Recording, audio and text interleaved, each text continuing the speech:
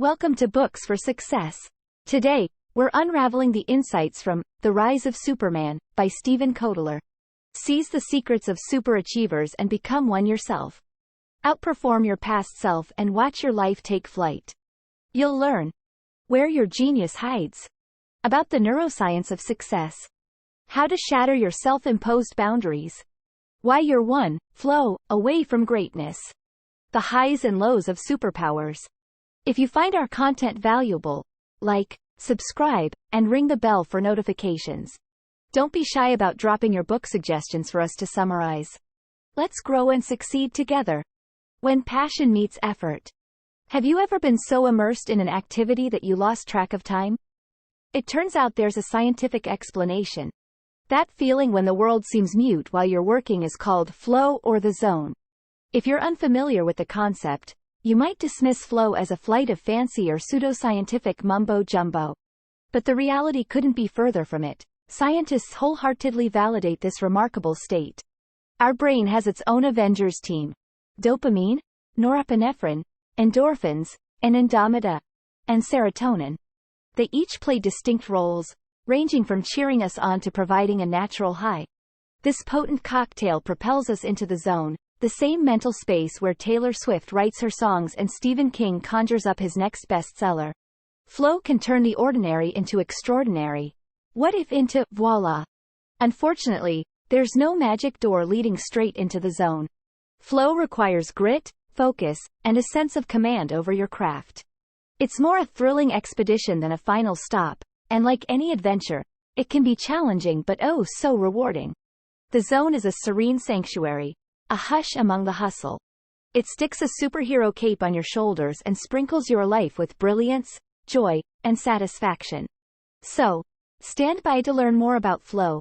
Whether you're an artist struggling with a blank canvas, a coder wrestling with a stubborn algorithm, or someone seeking a more fulfilling life, it might just be the magic you've been looking for. Warning: this summary will make you unstoppable. Do not proceed if comfort zones are your favorite hangouts. A child prisoner made a discovery. The mastermind behind the concept of flow is the ingenious Hungarian-American psychologist Mihaly Csikszentmihalyi. Since he recognized the zone and coined the term, fellow scientists fondly called him the father of flow. Born in war-torn Italy and sent to an Italian prison camp as a child, Csikszentmihalyi found solace in playing chess. As the chessboard became his fortress, Mihaly realized something remarkable.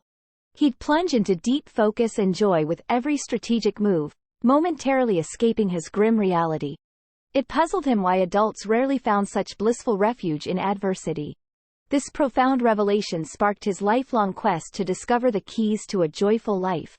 His fascination with moments of deep satisfaction and meaning urged him to study happiness in a whole new way. He interviewed people from diverse backgrounds and cultures, from daring rock climbers to hardworking farmers, and discovered a fascinating common thread. Regardless of their pursuits, people experienced euphoria and fulfillment when absorbed in their craft. In simple words, if life were a comic book, flow would be your superpower.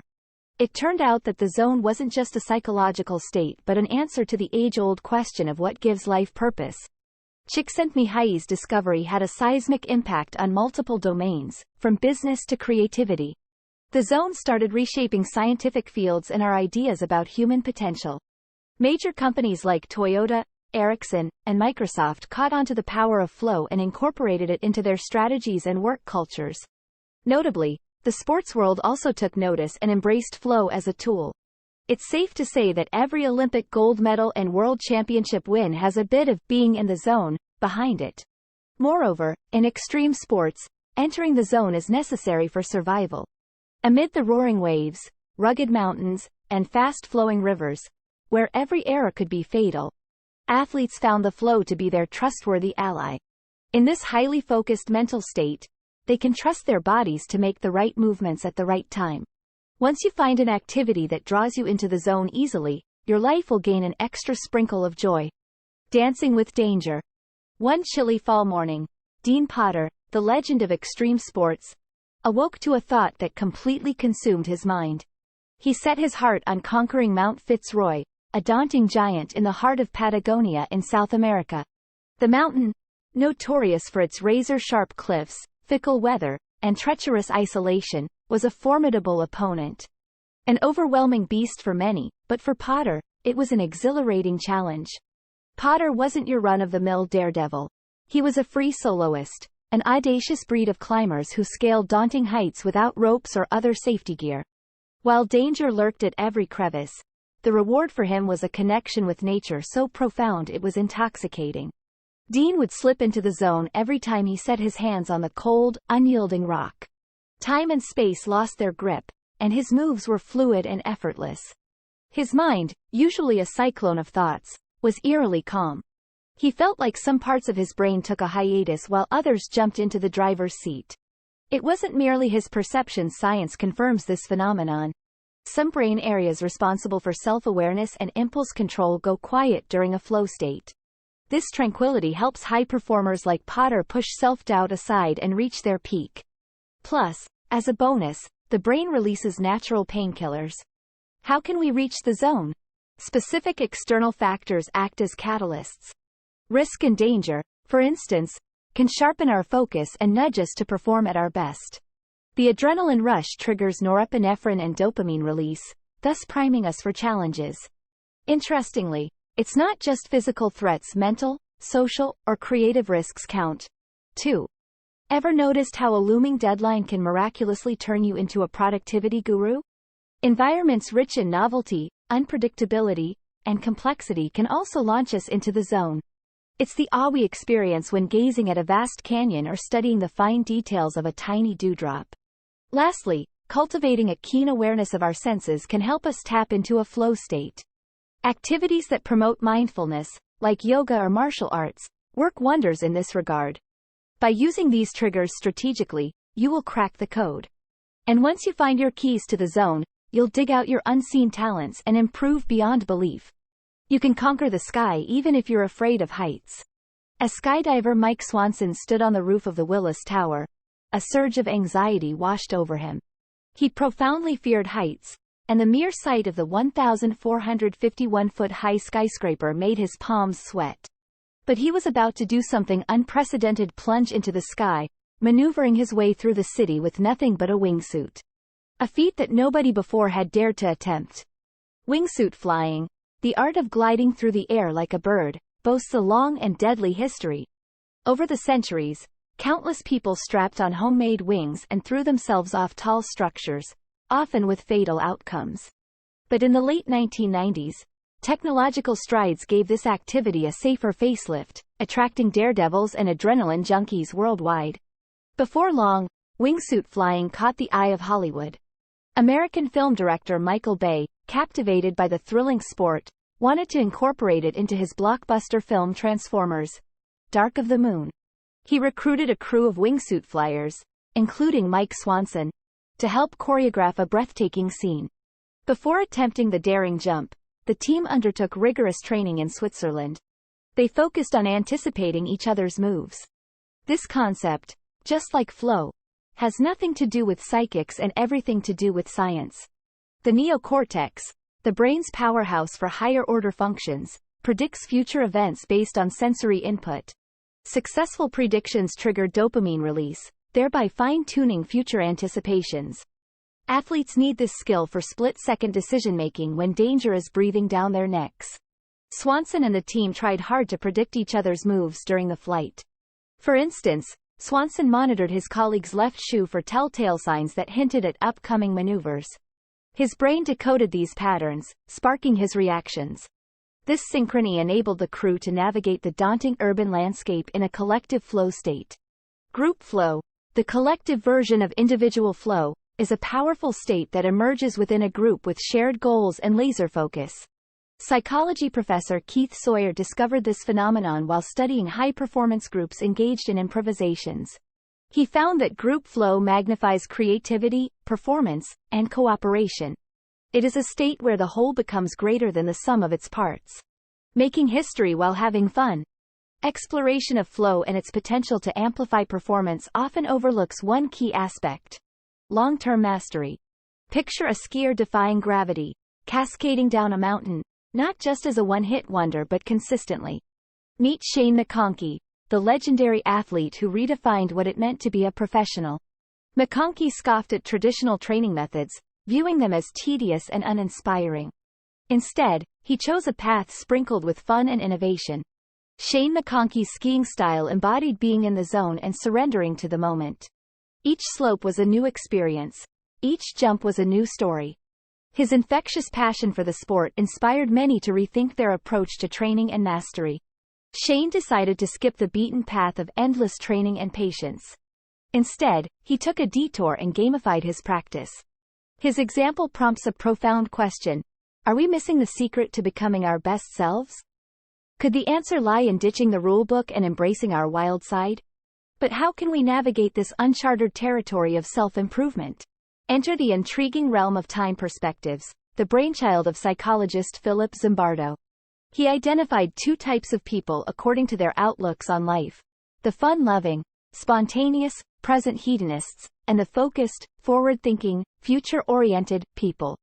The real magic happens when these two worlds collide, combining the present's zest with a vision for the future. And guess what connects these worlds? Flow. It's like the secret ingredient that adds a breath of fresh air to the lives of present hedonists and a dash of spice to the disciplined routines of future-oriented people. As the ultimate adventurer, Shane McConkey was a master chef when blending these two aspects. As a result, he turned dangerous mountains into playgrounds. McConkey's life and legacy serve as a compelling reminder that mastery is not just about reaching the top but about enjoying the ride, cherishing every stumble, every slide, and every leap of faith. Underwater Wonder Woman. Mandy Ray Cruikshank, a once shy girl from the suburbs of Alberta, Canada, never imagined herself becoming a superhero. She was a dreamer who loved the water, but her fears seemed stronger than her dreams. Little did she know that destiny had a surprise up its sleeve. Her passion for the ocean led her to open a scuba shop in Vancouver, where she stumbled upon the ancient sport of freediving. It involves diving deep underwater without oxygen tanks, solely relying on bodily instincts. Mandy Ray found her sanctuary beneath the waves in a world filled with distractions and constant demands for our attention. Fast forward to 18 months later, and the shy, fearful girl had transformed into a world record holder in free diving. What seemed impossible was now her reality, all thanks to unyielding dedication. Her journey is a testament to the power of living in the present moment. In freediving, you can't afford to lose focus.